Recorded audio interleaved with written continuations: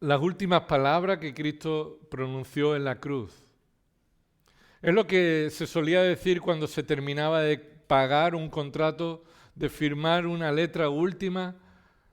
Es lo que se decía cuando se estaba en paz con un deudor. Consumado es. Cristo en la cruz dijo, he terminado. He hecho la obra para la cual vine a hacer en la voluntad que el Padre me envió y voluntariamente. Morir en la cruz en el lugar de aquellos que habrían de creer en Él. Pero Él no terminó la obra. Aunque Él consumó la obra de la redención, derramar su sangre y de cargar sobre Él la culpa de los pecados que Él no cometió, la salvación está directamente relacionada también con la resurrección de Cristo. Sin la resurrección, la cruz no tiene sentido. Es imprescindible que podamos ver cómo la resurrección de Cristo no es solamente una enseñanza teórica, es fundamental para tu vida, es práctica, es necesaria para tu día a día. Recuerda el domingo pasado cómo estuvimos viendo que el creyente necesita vestirse con toda la armadura de Dios, fortalecerse en el poder de Dios. Y veíamos cómo en Efesios capítulo 1, Pablo estaba orando para que los creyentes entendieran cómo es el poder supereminente, la grandeza supereminente del poder de Dios. Y toma el mayor ejemplo, aquel poder que levantó a Cristo de los muertos. Ese es el poder del que depende la vida del creyente, del que el creyente debe estar saciándose, acudiendo. Y el ejemplo y la realidad de la resurrección de Cristo no es solamente una doctrina fundamental, es una doctrina también práctica, como algunos han tachado de ciertas doctrinas o teología que es solamente teoría y que no afecta a nuestras vidas. No es así. La teología impregna tu vida y te lleva a la doxología, a adorar al Señor en dependencia de su palabra. Los creyentes conocemos el mensaje del Evangelio. Creemos que solo en Cristo encontramos el único camino, la verdad y la vida. Que su sacrificio nos trajo la paz con Dios, como dice Efesios 2:13. Que Cristo ocupó el lugar de los que habían de creer, sufriendo el castigo por nuestros pecados. Que ese castigo que nosotros merecíamos fue puesto sobre Él, como dice 2 Corintios 5:21. Que la sangre de Cristo nos redime y encontramos el perdón de nuestros pecados es algo que los creyentes sabemos, como dice Colosenses capítulo 1, versículo 13. Los creyentes sabemos que todo lo hizo por amor y en obediencia al Padre, como dice Juan 3:16. Que Dios preparó todo un plan diseñado antes de la creación del mundo, según Primera de Pedro, capítulo 1, versículo 18 al 20. Sabemos que Cristo también resucitó al tercer día, lo hemos leído en esta mañana. Y sabemos que ahora está a la diestra del Padre intercediendo por nosotros, según Colosenses 3:1. Sabemos que también la paga del pecado es la muerte y que el hombre sin Cristo está condenado a estar para siempre separado de Dios, no aniquilado y dejando de existir como algunos piensan o dicen, sino que la muerte espiritual es la separación eterna de toda expresión de la gracia y del amor de Dios. La resurrección de Cristo exalta la obra de Cristo en la cruz. La obra de Cristo en la cruz se eleva y se hace más resplandeciente cuando entiendes la resurrección de Cristo. Lo vuelvo a repetir, sin resurrección la obra de Cristo en la cruz no tiene sentido. Romanos 5:21 dice, para que así como el pecado reinó para muerte, así también la gracia reine por la justicia para vida eterna mediante Jesucristo, Señor nuestro. Observa esto.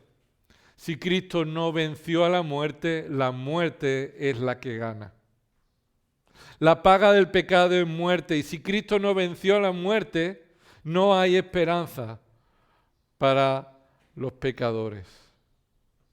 Apocalipsis capítulo 2, versículo 8. La palabra del Señor dice ahí a Juan, escribe al ángel de la iglesia en Esmirna. Este es Jesús mismo, diciéndole lo que debe escribirle a la iglesia. Y escucha lo que dice Apocalipsis 2:8. El primero y el postrero, el que estuvo muerto y vivió, pero no se queda ahí. Dice esto y continúa mostrando cómo el que estuvo muerto y vivió sigue viviendo eternamente para salvar a su pueblo. Así que el plan de salvación no está completado sin el milagro de la resurrección. Eso lo vemos en 2 de Corintios 5:15.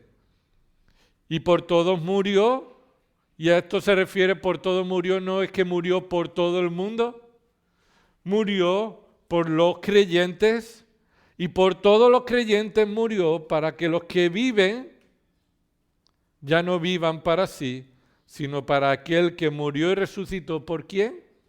Por ellos, por los que viven, que ya no viven para sí. Él murió por todos los creyentes. Y todos los creyentes, por la muerte de Cristo, viven. Y viven una vida que no es para ellos, sino para aquel que murió y resucitó por ellos. No hay esperanza de vida eterna si Cristo no hubiera resucitado.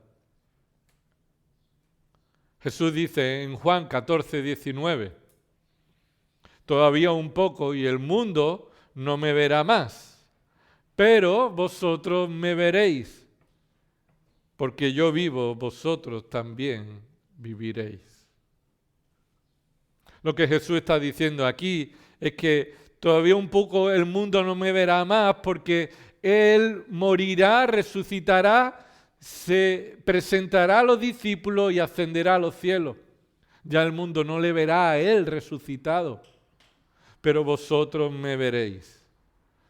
Y aquí está hablando de que vosotros me veréis resucitado, y porque yo vivo, no ahora, sino después de haber muerto yo vivo, vosotros también viviréis.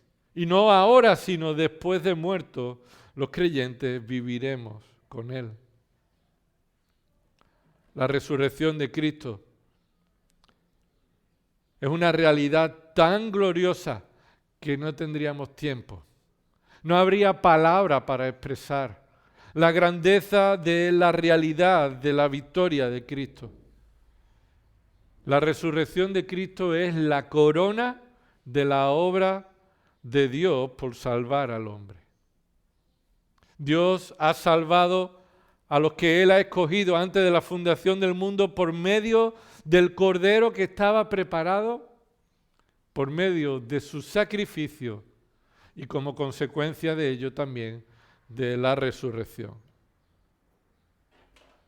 ¿Hasta qué punto somos conscientes de la importancia en tu vida hoy de la resurrección?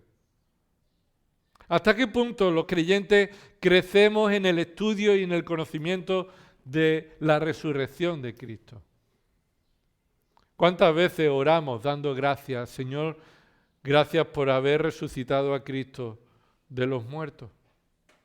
¿Cuántas canciones cantamos sobre la resurrección?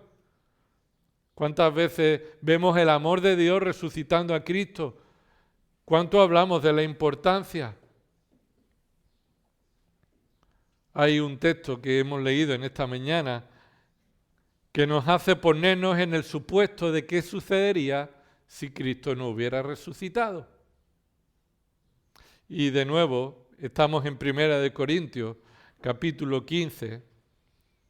Pablo está aquí respondiendo a esta pregunta introductoria. Si Cristo no hubiera resucitado, ¿qué sucedería? Versículo 12. Ahora bien, si se predica que Cristo ha resucitado entre los muertos, y ahí debemos hacer un paréntesis, porque la resurrección de Cristo forma parte de la predicación del Evangelio. No puedes predicar el Evangelio a los pecadores para que se arrepientan si no les predica que aquel que murió en la cruz resucitó. Y si predicamos la resurrección de Cristo de los muertos, estamos predicando el Evangelio. Si no predicamos que Cristo ha resucitado entre los muertos, no estamos predicando el Evangelio. Observa el versículo 1 del capítulo 15. Ahora os hago saber, hermanos, el Evangelio que os prediqué. Y aquí Pablo le está recordando el Evangelio que le predicó a ellos y que se predica en toda la tierra, que se le ha dado a la iglesia para que predique. Y Pablo empieza a exponer en qué consiste este Evangelio, el cual, versículo 1, el cual también recibisteis, en el cual también estáis firmes, por el cual también sois salvos si retenéis la palabra que os prediqué, a no ser que hayáis creído en vano.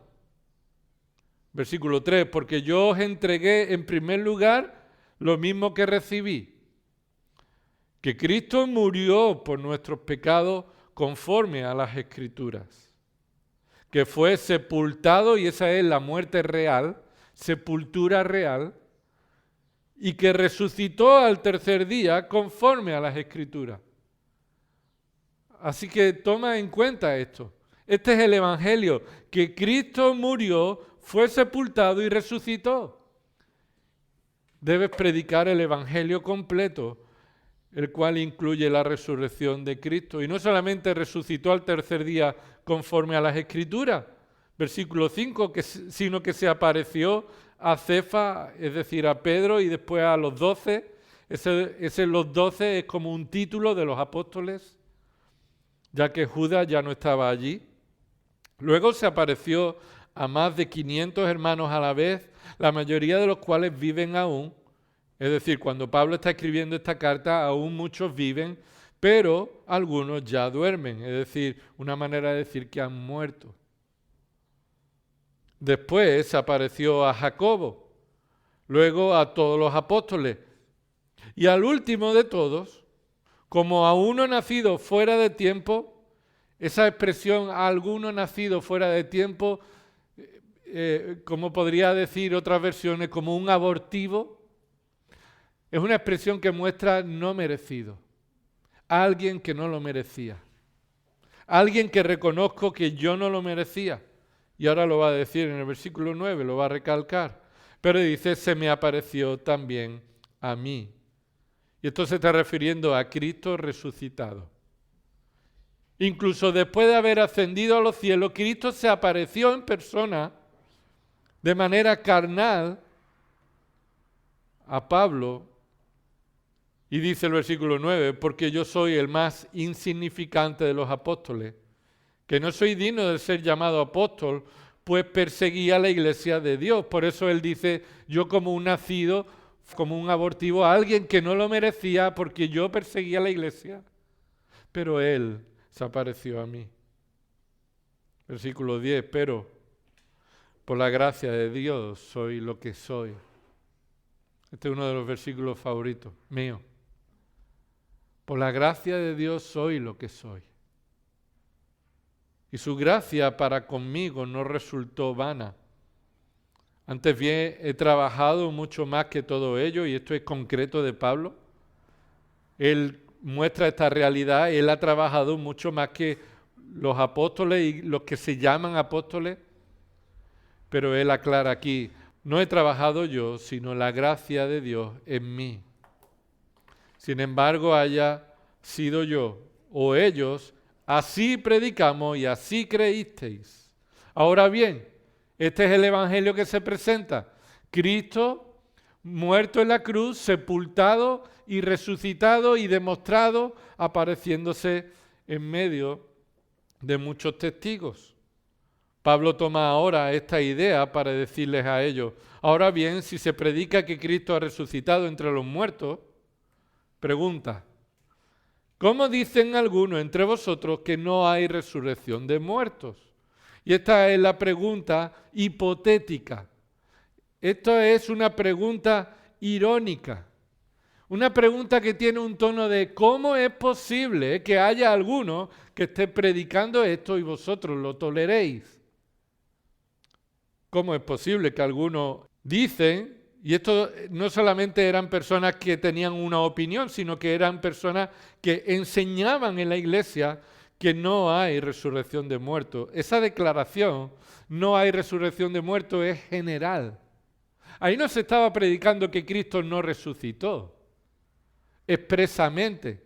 En esa iglesia se estaba predicando una herejía general. Nadie resucita. Nadie resucita. No existe la resurrección de los muertos.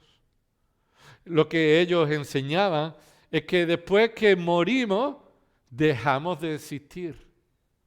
El aniquilacionismo. Es decir, no hay más esperanza después de la muerte.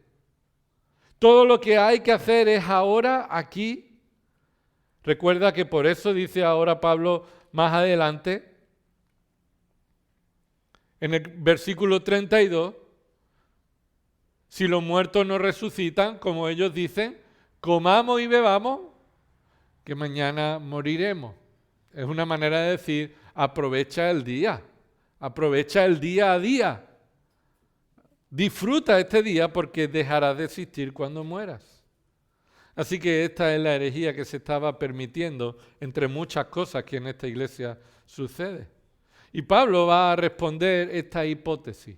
Bueno, respondamos qué conclusiones o qué consecuencias puede haber si no existiera la resurrección de los muertos. Este es el problema que está afectando a esta iglesia. Como hemos dicho antes, no es un tema secundario. Es más, fue un tema que también trajeron los saduceos a Cristo, ¿verdad? Y muchos de ellos no creían esto. Y estos ya estaban enseñándolo en el tiempo intertestamentario, es decir, los 400 años antes de que Jesús viniera, ya estaban todos estos escribas y creándose facciones dentro del judaísmo que enseñaban que no había resurrección. Iban con ridiculeces. ¿Recuerdas cuando le decían a Jesús, bueno, si una mujer se casa con un hombre, ese se muere y no deja descendencia? Y esta mujer se casa con su hermano. Y así, con 7 hermanos, cuando sea la resurrección, ¿de quién será? Y así eran los judíos, eran hipotéticos. Y empezaban a crear argumentos absurdos. Y Pablo toma, movido por el Espíritu Santo, con esta lógica que va a mostrar que no es posible que el Evangelio sea el Evangelio sin resurrección. Y hay evangélicos que enseñan esto. Hay evangélicos de Asamblea de Hermanos que enseñan esto. Aquí en Sevilla. Y hay personas que probablemente tú conozcas como creyentes que creen esto. Que no hay resurrección. No es posible que uno sea creyente si permanece creyendo esta herejía. Porque es una herejía. Atenta contra el núcleo y la base del Evangelio. ¿Cómo influía este pensamiento a los corintios? Observa por un momento, deja ahí tu mano y vuelve a 1 Corintios capítulo 1, versículo 18. 1 Corintios capítulo 1, versículo 18. porque la palabra de la cruz es necedad para los que se pierden, pero para nosotros los salvos es poder de Dios. Porque está escrito, destruiré la sabiduría de los sabios y el entendimiento de los inteligentes desecharé. ¿Dónde está el sabio? ¿Dónde es el escriba? ¿Dónde es el polemista de este siglo? ¿No ha hecho Dios que la sabiduría de este mundo sea necedad? Lo que Pablo está aquí diciendo es que todos estos tres grupos de personas, el sabio, el escriba y el polemista, eran aquellos que introducían en esta iglesia estas herejías.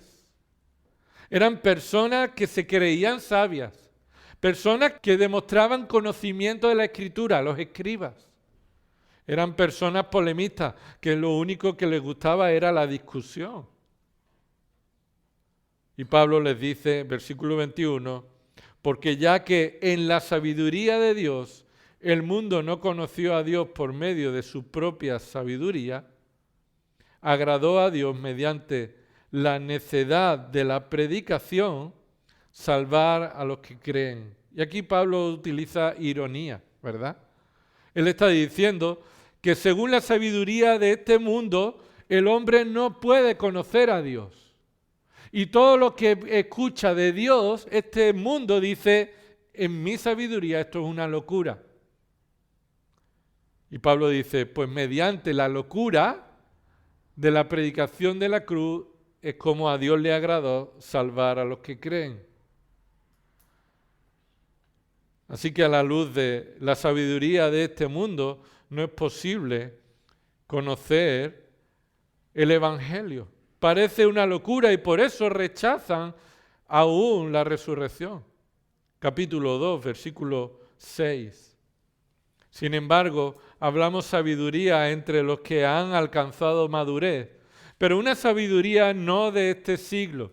No han alcanzado madurez por medio de la universidad, por medio de la filosofía de este mundo, no de este siglo, no del pensamiento humano, sino, dice, no de este siglo ni de los gobernantes de este siglo que van desapareciendo, sino que hablamos sabiduría de Dios en misterio, la sabiduría oculta que desde antes de los siglos Dios predestinó para nuestra gloria, para la gloria de los creyentes. Versículo 8, la sabiduría que ninguno de los gobernantes de este siglo ha entendido. Y eso significa ha entendido por medio de la sabiduría de este siglo. Ningún hombre, por medio de su único razonamiento, sin la actuación del Espíritu Santo, puede entender la sabiduría de Dios. Si lo hubieran entendido, ¿qué hubiera sucedido? Dice ahí versículo 8, porque si lo hubieran entendido, no habrían crucificado al Señor de gloria. Aquí no está justificando ese pecado que ellos cometieron. Ni siquiera cuando Cristo en la cruz dijo, perdónalos porque no saben lo que hacen. Es que el pecado de desconocimiento está libre de condenación, lo cual significaría que Cristo no necesitaría pedir perdón por ellos. Si tú pecas por desconocimiento, eres igual de responsable. Ahora, lo que ellos no sabían, lo que estaban haciendo, hasta qué punto estaban cometiendo una ofensa contra Dios. Así que la sabiduría había entrado en esta iglesia y querían ser creyentes sabios conforme a la sabiduría de este mundo. Capítulo 3, versículo 18. Nadie se engañe a sí mismo. Esta afirmación aparece muchas veces y en nuestro pasaje también, en esta carta. Si alguno de vosotros se cree sabio según este mundo, hágase necio a fin de llegar a ser sabio. Versículo 18 del capítulo 3. Nadie se engaña a sí mismo. ¿Cómo se podría una persona engañar? Pues pensando que es sabio según la sabiduría de este mundo. Cuando en realidad debería hacerse necio, reconocer que no sé nada, que necesito ser enseñado por la sabiduría de Dios. Versículo 19, ¿por qué? Porque la sabiduría de este mundo es necedad ante Dios. Esto es lo que cuenta. No cuenta si para ti te parece locura, sino cuenta si delante de Dios esto es locura o no. La locura es locura si a Dios le parece locura. Y la sabiduría de este mundo es necedad ante Dios. Versículo 19, y aquí toma un texto de Job, capítulo 5, pues escrito está: Él es el que prende a los sabios en su propia astucia. Dios es el que atrapa al sabio en su propia sabiduría y lo hace enredarse en su sabiduría y ahí se queda preso. Dios es el sabio. Así que el pensamiento griego se había introducido en esta iglesia, el pensamiento científico, el pensamiento de los institutos, de los maestros. Lo que diga el maestro es lo que vale, porque se presupone que ellos tienen un conocimiento científico. Cuando la ciencia está a los pies de Dios, que creó la ciencia. Y el hombre utiliza el pensamiento humano y la ciencia incluso para negar lo que Dios dice. Y esto ha entrado al pensamiento humano. Lo que tiene la última palabra es lo que el hombre crea que es cierto o no. Y esto afectó a esta iglesia. La filosofía griega inspiró a Descartes para fundar la escuela del racionalismo en este lugar.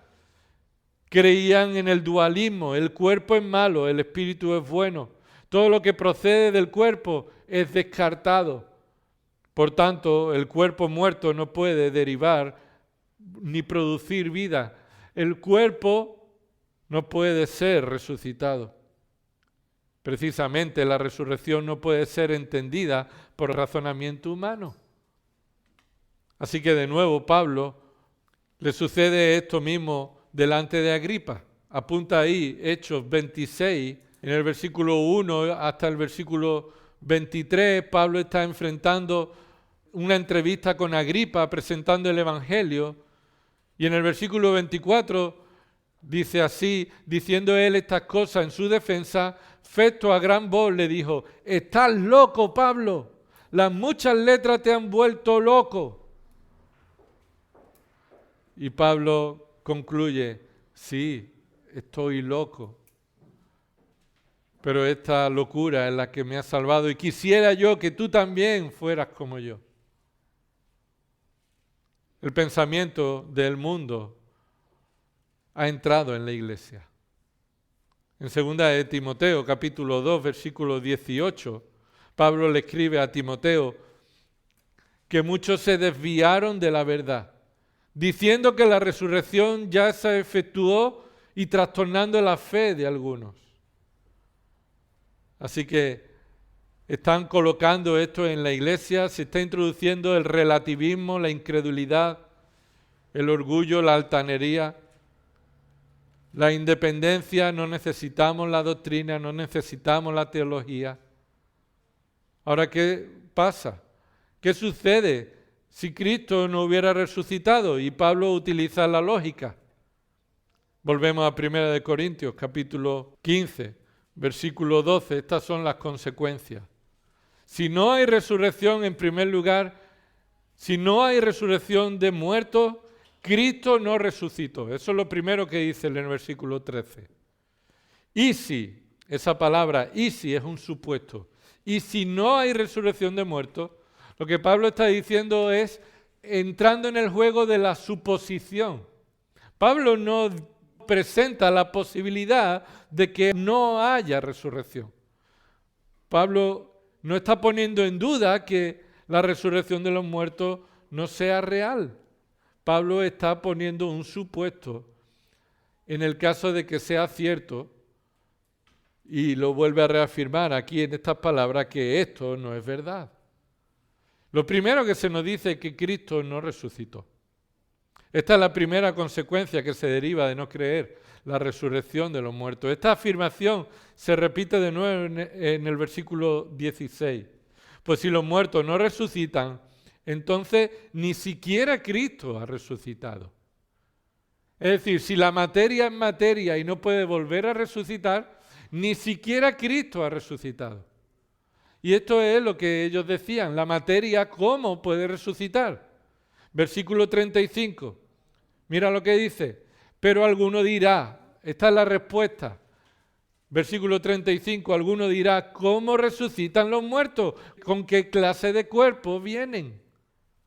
Así que algunos no pueden creer esto porque no pueden entender el proceso. Y oye, yo no tampoco entiendo cómo el proceso sucederá, a no ser que se me haya escrito aquí. Está aquí definido.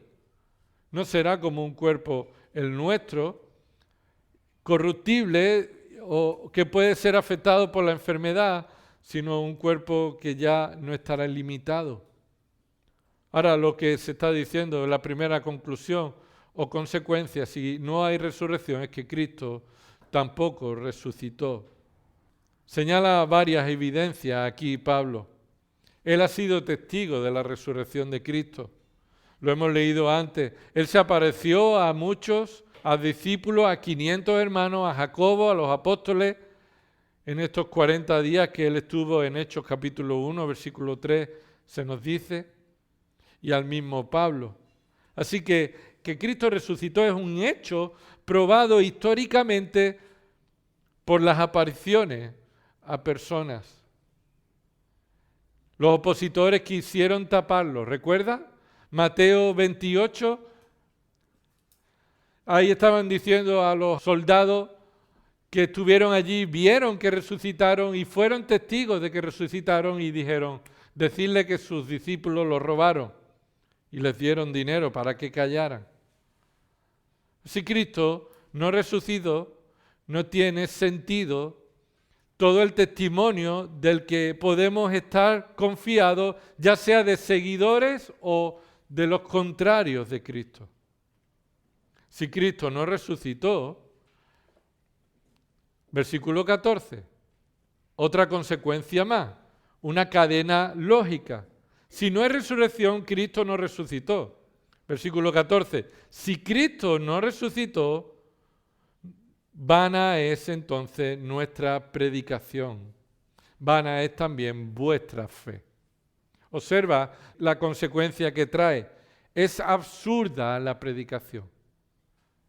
Es absurdo, es vano, eso es vacío, no vale para nada, es como un globo hinchado, que en el momento que lo pincha, desaparece. Se usa esa palabra entonces, versículo 14, y si Cristo no ha resucitado, en el original aparece esa palabra, vana es entonces nuestra predicación.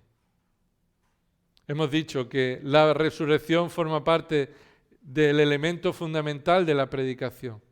Y no vale para nada que prediquemos si dentro del mensaje de la predicación no está la resurrección. Porque aquel que murió en la cruz, ¿qué habría hecho? Su cuerpo podrido, como el nuestro. ¿Qué habría hecho contra el poder del pecado? Si el pecado tiene poder porque produce la muerte, ¿cómo es que podemos ser librados de nuestro pecado si la muerte continúa reinando? ¿De qué vamos a predicar? ¿En quién podemos tener el perdón de nuestros pecados? Es más, los que escuchen la predicación, ¿qué van a creer? ¿Que un hombre murió en la cruz? Como muchos mueren por una ideal. ¿Cuántos han muerto por ideales políticos?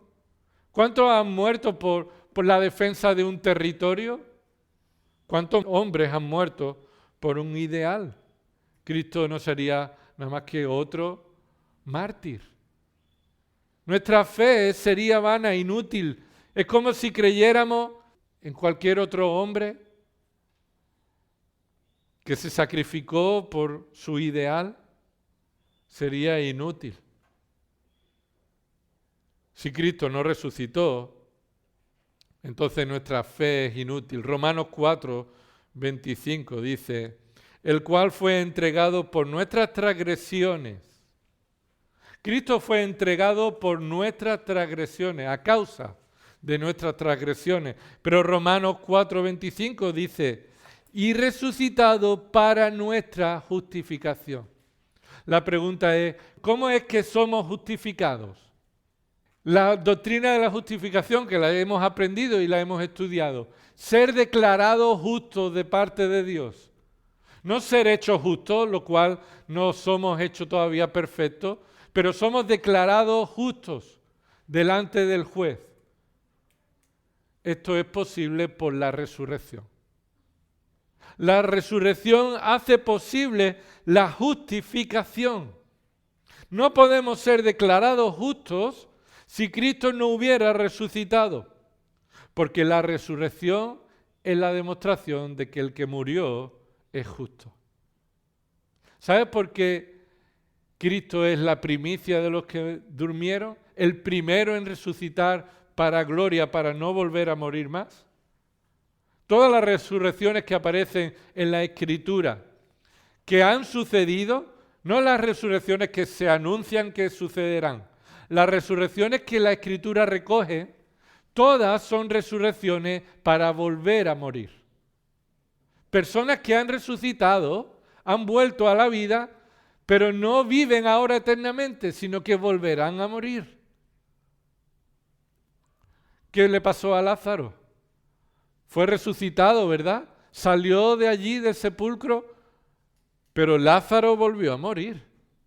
¿Qué le ha pasado a todos los que resucitaron a lo largo del relato histórico? Resucitaron, sí, pero volvieron a morir. ¿Por qué volvieron a morir? Porque son pecadores. Y la paga del pecado es la muerte. Y esa resurrección no fue la resurrección que nos espera y que Cristo fue el primero. Cristo fue el primero porque fue el primer hombre que murió siendo justo, sin merecerlo. Todos los que hemos muerto y moriremos, morimos justamente. Y no tenemos por qué volver a resucitar. Esa es nuestra paga. Cristo es el único que, habiendo vivido una vida perfecta, demostrando la perfección, viviendo en la ley, murió como si hubiera cometido los pecados que él nunca cometió. Y él pagó la deuda, murió a causa de nuestros pecados, hemos dicho Romanos 4:25, pero resucitado para nuestra justificación, porque el Padre resucitó a Cristo confirmando que aceptaba su sacrificio y que Él no merecía morir, pues Él es justo y el que justifica. Si Cristo estuviera muerto, diría que Cristo murió justamente. ¿Cristo murió justamente? Cristo murió porque quiso. El Padre quiso quebrantarlo y el Hijo quiso ser quebrantado. Y alguno hablaba el otro día con una persona no creyente y no podía entender cómo un padre entregara a un hijo. Claro que no se puede entender, ni siquiera a nosotros nos cabe en nuestra mente. Pero entendemos que no es como el mundo lo piensa, que el padre con maldad, injustamente quiere maltratar a su hijo y su hijo está sufriendo la maldad de su padre. No es así. Su hijo voluntariamente se coloca bajo el juicio y quiere él ser juzgado por su padre, porque ese era el plan. Esa es la demostración de amor sublime, suprema. Cristo murió en la cruz, derramó su sangre, sufrió por nuestros pecados y resucitó porque Él es justo. Es imposible que la muerte lo pudiera retener. En primer lugar, porque Él es el autor de la vida. Él puso su vida, ¿verdad? Él entregó su espíritu. Él dijo, aquí muero. Pero Él tiene poder para entregar su vida y para volverla a tomar. Pero por otro lado, hay un poder que impide que nosotros, los pecadores, podamos regresar de la muerte. Y es el poder de la muerte. El poder del pecado. El pecado demanda la muerte, y la muerte tiene capturado a todos los pecadores. Su poder demanda que la muerte capture al pecador, pero la muerte no tiene poder con el justo. Cristo, quien murió, resucitó demostrando ser perfecto. Y si no es así, ¿en quién estás creyendo? En un hombre igual que tú y que yo. Pecador que no tendría poder para perdonarte ni salvarte. Por eso otra conclusión.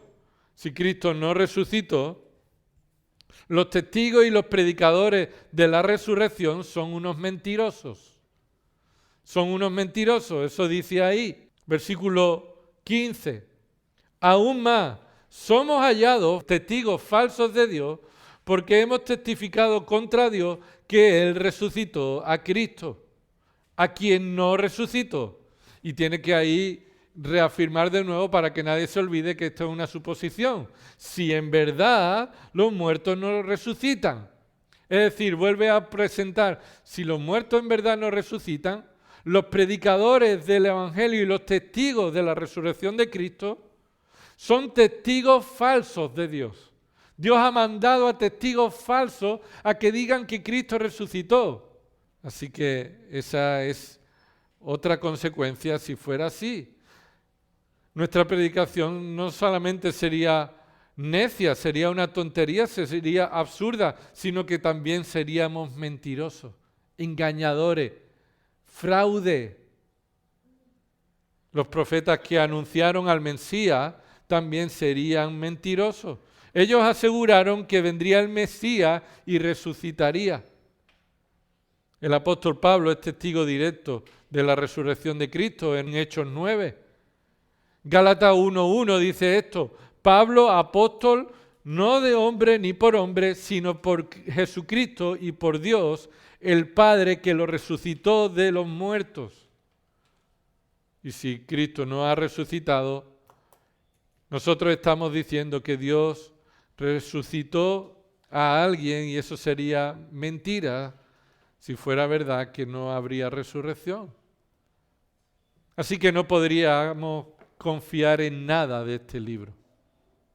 No podríamos confiar en nada de este libro si la resurrección no es verdad. Hasta ese punto llega. Porque Dios ha mandado a mensajeros para que anuncien un engaño si es que Cristo no resucitó. Porque la resurrección está en toda la Escritura. Los discípulos buscaron a otro apóstol para sustituir a Judas y uno de los requisitos es que haya visto a Cristo resucitado. El propio Jesús anunciaba su resurrección en Juan 11:25. Yo soy la resurrección y la vida. Así que no son los apóstoles mentirosos. Jesús mismo sería un mentiroso cuando Él dice yo soy la resurrección y la vida. El que cree en mí, aunque esté muerto, vivirá. Así que unos testigos que estaban seguros de que lo que veían y estaban empujados por su deseo de volver a ver a Cristo, estos profetas que ya hablaron de la resurrección de Cristo en Hechos capítulo 2, versículo 30, en el comienzo de la iglesia. Y dice ahí en esta predicación de Pedro, Hechos capítulo 2, versículo 30, pero siendo profeta y sabiendo que con juramento Dios le había jurado que de su descendencia en cuanto a la carne levantaría al Cristo para que se sentase en su trono, David habló de la resurrección de Cristo, que su alma no fue dejada en el Hades, ni su carne vio corrupción. A este Jesús resucitó Dios, de lo cual todos nosotros somos testigos. Y si no hay resurrección, Dios mintió. Cristo mintió. Los apóstoles mintieron. No podemos creer en la palabra de Dios. Así de fundamental es la resurrección, dice Pablo. En quinto lugar, si Cristo no resucitó, no seríamos redimidos del pecado. 1 Corintios 15, 16. Pues si los muertos no resucitan, entonces ni siquiera Cristo ha resucitado. Vuelve a repetir la idea. Y si Cristo no ha resucitado, vuestra fe es falsa. Y esta es la consecuencia. Todavía estáis en vuestros pecados. Cristo no habría pagado por tu pecado si Él no hubiera resucitado. La resurrección confirma y demuestra que Dios acepta el sacrificio de Cristo como el pago de los pecados. Si Cristo no resucitó, la muerte continúa siendo la victoriosa con respecto al pecado. En sexto lugar, si Cristo no resucitó, todos los creyentes del pasado serían aniquilados. Todos los creyentes del pasado serían aniquilados. Versículo 18. Entonces, como consecuencia de que todavía estamos en vuestros pecados, entonces también los que han dormido en Cristo han perecido. Lo que está diciendo ahí es que también todos los que han muerto en el pasado poniendo la esperanza en la resurrección de Cristo han muerto para no existir más. Han sido aniquilados. Ya no solamente los del Antiguo Testamento, como ve en Hebreos 11, que todos pusieron la mirada en aquel que vendría para resucitarlos, sino los propios familiares de muchos de los creyentes de esta iglesia. Oye, recuerda que si Cristo no resucitó, no tiene esperanza ninguna sobre los muertos. Por eso viene ahí esa pregunta después. En el versículo 29, observa, de no ser así que la resurrección es real, versículo 29, ¿qué harán los que se bautizan por los muertos? La Biblia nunca ha enseñado que deba bautizarse a alguien por alguien que ha muerto. Y Pablo está aquí preguntándose que por qué algunos se bautizan por los muertos. Dice, continúa versículo 29, si de ninguna manera los muertos resucitan, la pregunta es, ¿por qué entonces se bautizan por ellos, por los muertos? Lo que Pablo está diciendo es que en esta iglesia había personas que negaban la resurrección, pero además también había personas que mandaban bautizarse por los que habían muerto, para la salvación de los que habían muerto. No es una doctrina bíblica. Nunca en la Biblia se enseña que uno pueda bautizarse por alguien o a favor de alguien que ya murió. Y esto es lo que la Iglesia Católica también hizo con los pagos de las indulgencias. Pagaban indulgencias por las almas que ya habían muerto. Y la pregunta de Pablo es, bueno, entonces si no hay resurrección, ¿por qué esos mismos están mandando y se están bautizando por los muertos? Si ya los muertos no existen más y no hay fe para ellos, no hay conclusión, no hay perdón de pecados para ellos. En séptimo lugar, si Cristo no resucitó, los cristianos seríamos lo contrario de lo que somos. Los cristianos somos ahora los más dignos de envidia. Los cristianos somos los únicos que tenemos una esperanza viva, un gozo puesto en la esperanza de la vida eterna. Pero si no hay resurrección, ya no seremos los más dignos de envidia por el gozo y la esperanza. Versículo 19. Si hemos esperado en Cristo para esta vida solamente, somos de todos los hombres los más dignos de lástima. Qué lástima, tanto esfuerzo, tanto sacrificio, tanto ir, tanto hacer, tanto dejar de hacer, tanto que estaban poniendo la esperanza y al final solamente tenía repercusiones para esta vida. Por eso Pablo dice, oye, si después de la muerte no hay resurrección, entonces aprovecha esta vida, comamos y bebamos. Pero lo que Pablo está diciendo, no, el creyente no come y no bebe lo que Dios dice que no debemos comer y beber. No practicamos el desmadre, lo que está diciendo aquí, el desmadre, no es que haya comida que no podamos comer o bebida que no podamos tomar. Lo que está diciendo es que no entremos en el desmadre de la borrachera y la glotonería como si solamente el gozo estuviera en el día de hoy. Y si el creyente espera el verdadero gozo en la eternidad con Cristo y no ama las cosas de este mundo, ni busca su satisfacción en las cosas de este mundo, entonces Pablo dice, somos los más dignos de lástima, porque nos los estamos perdiendo todo. Estamos poniendo todo nuestro deseo en Cristo y en serle agradable. Estamos golpeando nuestro cuerpo, estamos disciplinándonos en la piedad de la obediencia, estamos santificándonos en la obediencia a la palabra. ¿Para qué? ¿Para después nada? Pablo está diciendo ahí, si estamos esperando en Cristo como nuestro galardón, y para eso nos privamos de la cosa de este mundo. ¿Qué decía Pablo?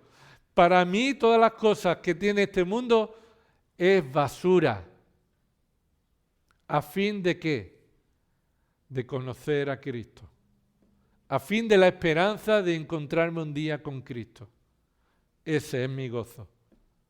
Y si Cristo no resucitó, qué lástima.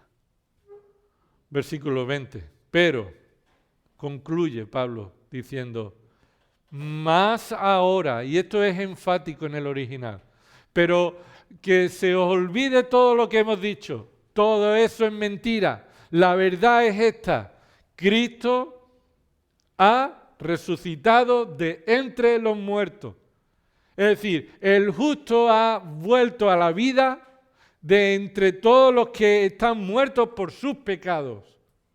Él resucitó de entre los muertos. Él es el primero de los que durmieron. ¿Y por qué? Porque ya que la muerte entró por un hombre, también por un hombre vino la resurrección de los muertos, a los que creen en Él. Cristo ha resucitado, es el primero, el principal, el supremo. Abrió el camino al Padre, Él es el único camino, Él es la paz. Esa es la esperanza, la seguridad que tenemos. Mira Hechos capítulo 17 y con esto terminamos. Hechos capítulo 17.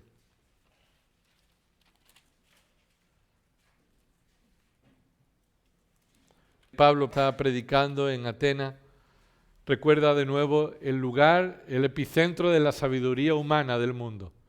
En Atenas. Allí donde los sabios llegaban a expresar las nuevas ideas. Versículo 16, mientras Pablo los esperaba en Atenas, su espíritu se enardecía dentro de él al contemplar la ciudad llena de ídolos. Así que discutía en la sinagoga con los judíos y con los gentiles temerosos de Dios. Y diariamente en la plaza con los que estuvieran presentes. También disputaba con él algunos de los filósofos epicúreos y estoicos. Algunos decían, ¿qué quiere decir este palabrero?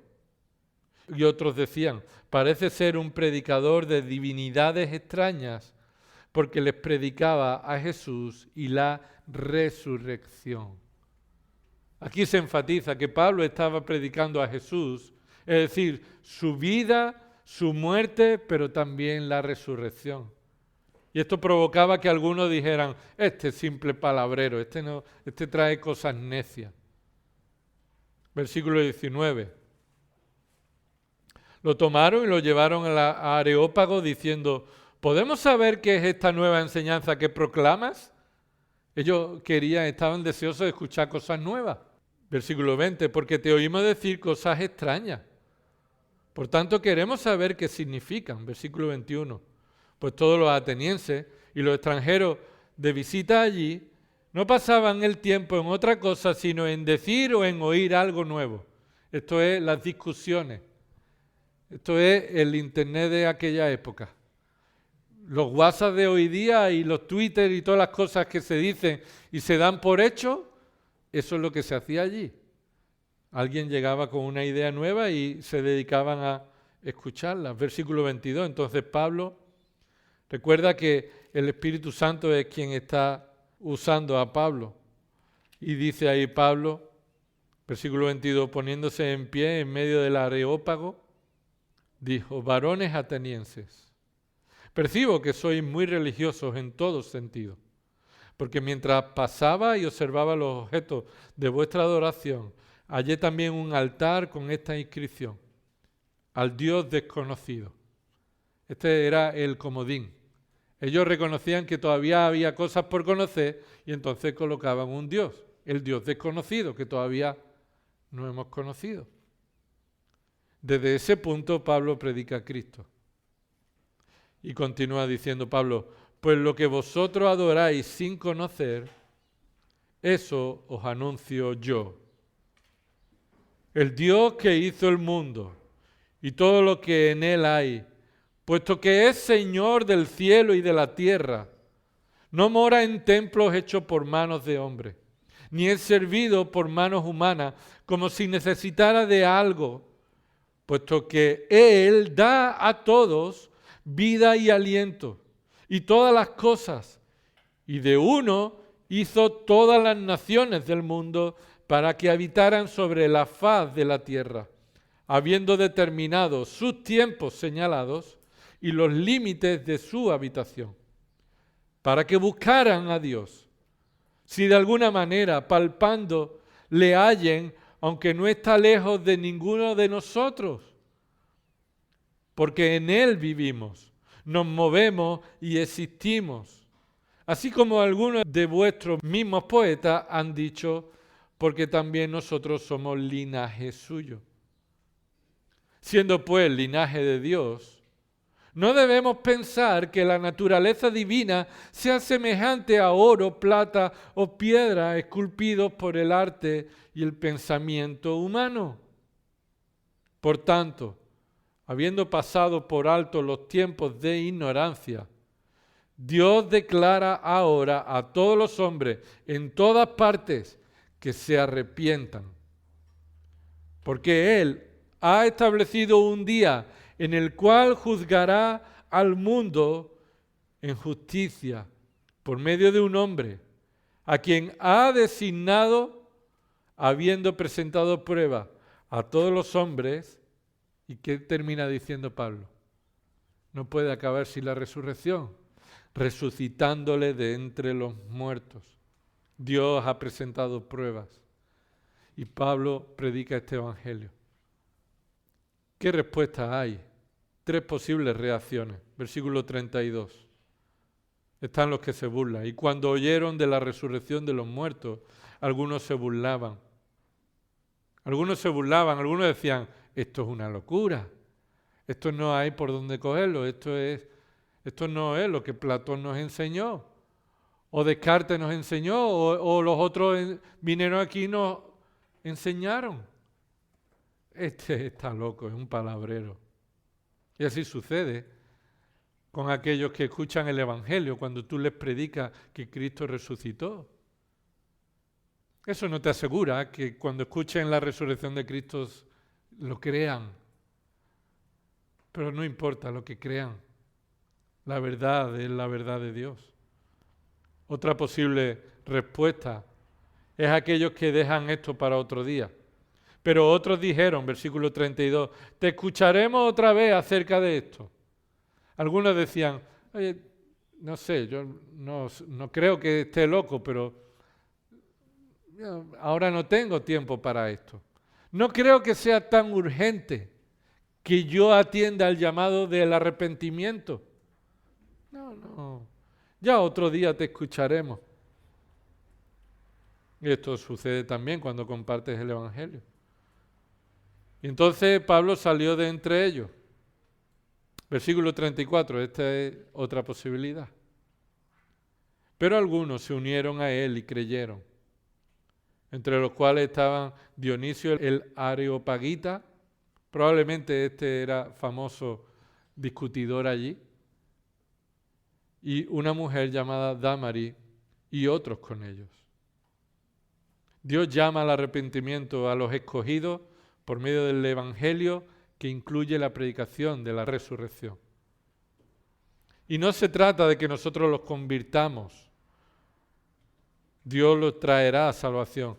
Pero hermanos, no podemos quitar la realidad de la resurrección histórica, verdadera, corporal de Cristo.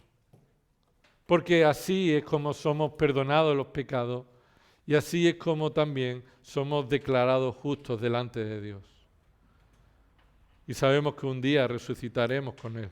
Y también resucitarán los pecadores, pero resucitarán para el destino eterno del infierno, el sufrimiento eterno.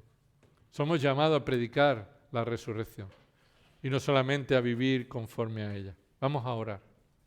Señor, te damos gracias por tu palabra, por la verdad de la resurrección, porque lo meditamos, Señor, cada domingo celebrando del pan y el vino, Señor. Pero queremos traerlo también a nuestra mente y depender del poder, de tu poder, del poder del Espíritu Santo que resucitó a Cristo, para que podamos vivir vidas que te agradan, vidas de obediencia, vidas de santificación, porque ya nuestra vida no nos pertenece, sino pertenece a aquel que murió y resucitó por nosotros. Señor, perdona nuestros pecados. Señor, perdónanos cuando sabemos que estamos yendo por un camino que no te agrada, pero en tu misericordia, en tu gracia, tú todavía eres paciente con nosotros. No permitas que abusemos de tu gracia. Prediquemos la resurrección de Cristo a los no creyentes y esperemos y confiemos en tu misericordia para que tú salves a los que tú has escogido. Señor, te damos gracias porque eres confiable. Señor, gracias por tu palabra. En el nombre de Jesús. Amén.